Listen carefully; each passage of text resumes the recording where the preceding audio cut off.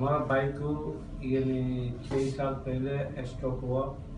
Stroke का बाद हम लोग बहुत डॉक्टर के पास गया, कोई डॉक्टर हम लोग का इलाज नहीं कर रहा। अभी अल्हम्दुलिल्लाह इधर आया है अपोलो में डॉक्टर कल्पनानाथ, डॉक्टर नूर साहब से हमको ये इलाज थोड़ा मिला।